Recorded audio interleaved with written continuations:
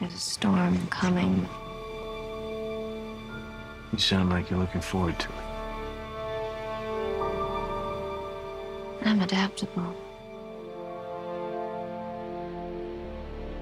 What are you? Gotham's reckoning. What we're constructing here is a very, very elemental conflict between good and evil. Why didn't you just kill me? Your punishment must be more severe. Did they kill him? I'm not sure. It's the true completion. I won't bury you. Buried enough members of the Wayne family. It takes everything to a whole new level. We were in this together, and then you were gone. It's a multi-layered story with massive amounts of action. The Batman has to come back. Chris was able to amp up the stakes for this last movie and really take it to places that I don't think anyone's expecting. What if it doesn't exist anymore? She must.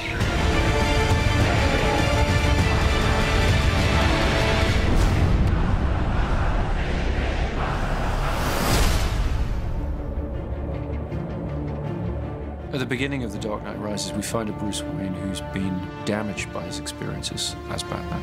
You are as precious to me as you were to your own mother and father. I swore to them that I would protect you, and I haven't. How much longer can he allow this pain to control what he does with his life? Alfred feels that it's his duty to help him find a way to put it behind him. You're not Batman anymore. It's about 8 years that Batman has been missing. And we've gotten to see what Gotham has become. Everything seems fine on the surface, but it's all built on this lie. I am the main sort of facilitator of that. It's a secret, I think, that's eaten away at him. So The Dark Knight Rises is about how that affects Gotham and how things begin to get worse once again. And now it's Bruce having to deal with a new threat to the city and to himself. The choice has to be made. Is Batman going to return? It's the true test of a hero. Confronted with their darkest fears, being taken all the way to the edge.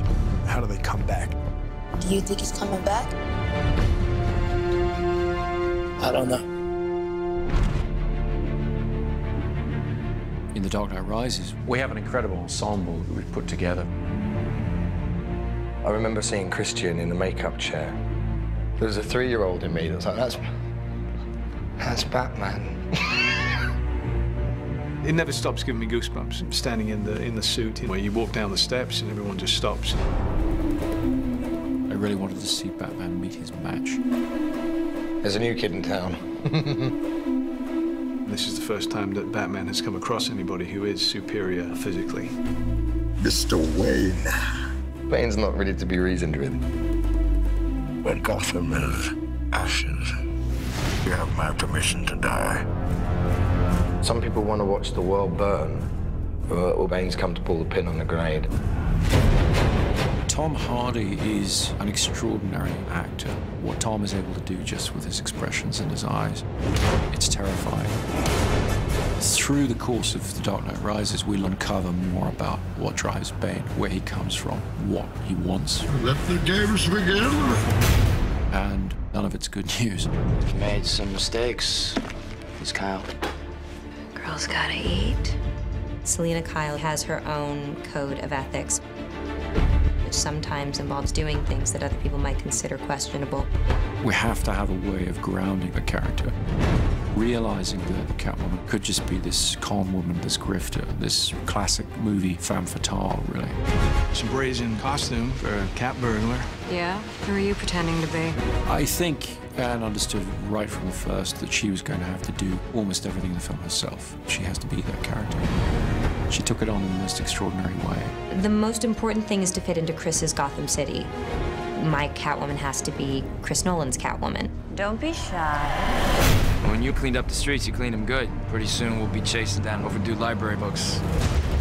My character, John Blake, is a proud police officer. And in the midst of, I think, a lot of cynicism, he remains really idealistic and someone who really believes in what he does. We have a new character played by Marion Cotillard, Miranda Tate, a member of the Wayne Enterprises board, and she's trying to pull him out of his shell and get him back into the world. Don't worry, Master Wayne. Takes a little time to get back in the swing of things. Alfred, as played by Michael Caine, has always been the emotional heart of these movies. You know what Alfred is? He is us in this incredible world. He's not tough like all the others. These conversations used to end with an unusual request. I'm retired. I would say Lucius is the brains. Yes, Mr. Wayne, it does come in black. But he also has grown to have a great fondness for Bruce. Lucius and Alfred. Between the two of them, we try to keep his moral compass pointed in the right direction. And Commissioner Gordon, to some extent, has been left on his own running the police in Gotham. Jim Gordon really is the conscience of Batman, isn't he? What's great with Batman's allies is that they really bring interesting questions that Bruce has to answer in his life.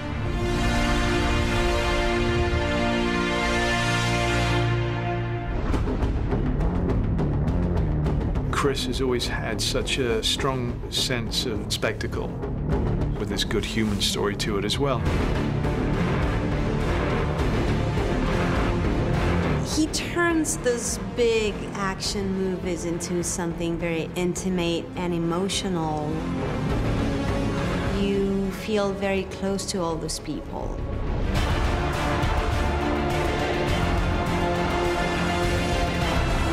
In every movie that Chris has made on the Dark Knight trilogy, he's been able to keep to great filmmaking in terms of the great characters and the great character arcs.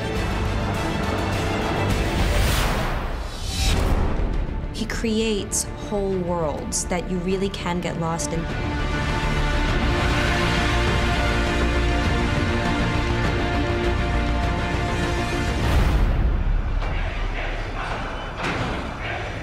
What does that mean? Rise. The Dark Knight Rises is certainly the biggest film that I've undertaken, by far. We really looked back to the silent era of motion pictures, when the image was paramount, when all you had was the scope and scale of a location, thousands of extras, that kind of thing. That's the kind of storytelling I was interested in exploring.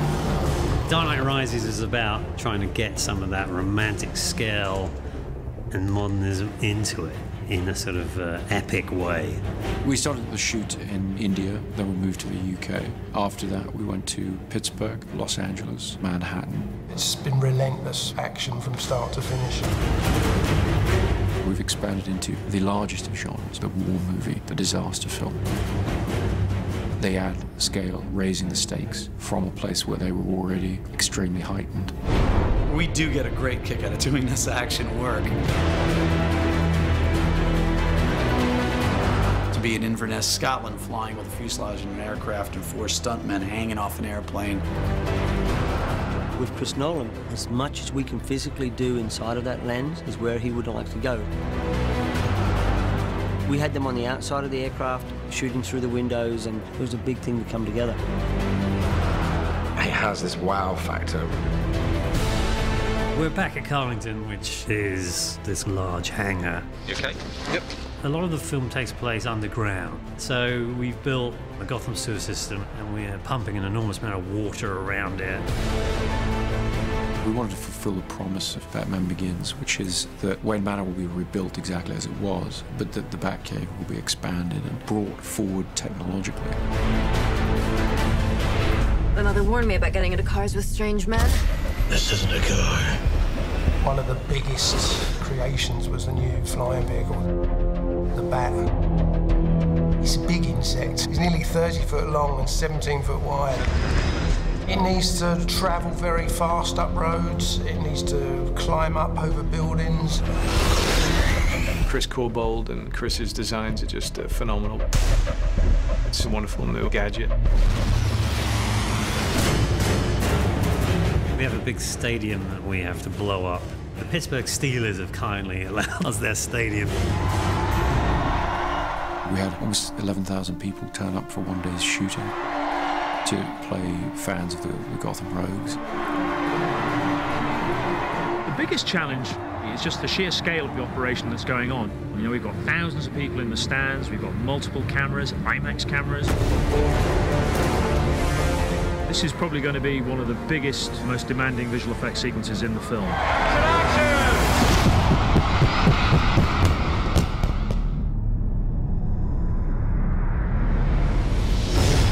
We needed to up the scale of the city, and there's only one place that you can do that, and that's New York.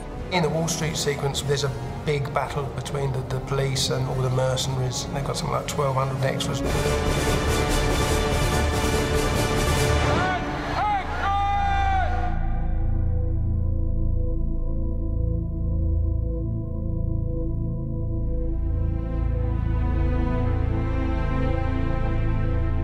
Chris really did want to shoot everything as real as possible, so there's no visual effects enhancing the amount of people that are in that scene.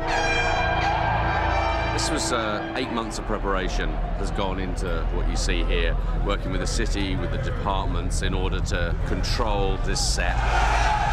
Seeing that many bodies in the middle of Wall Street fighting each other, even if it was controlled chaos, it's still kind of like, wow.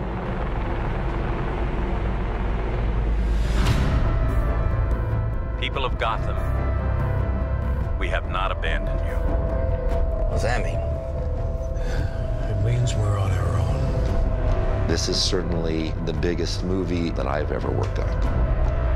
But then emotionally, it feels like something that a lot of people can tap into. It's wonderful. It kind of brings things full circle. You see only one end to your journey. Sometimes a man rises from the darkness. Every great story deserves a great ending, and we've really tried to be true to that. The Dark Knight Rises is our attempt to give that great story its great ending. We will destroy Gotham.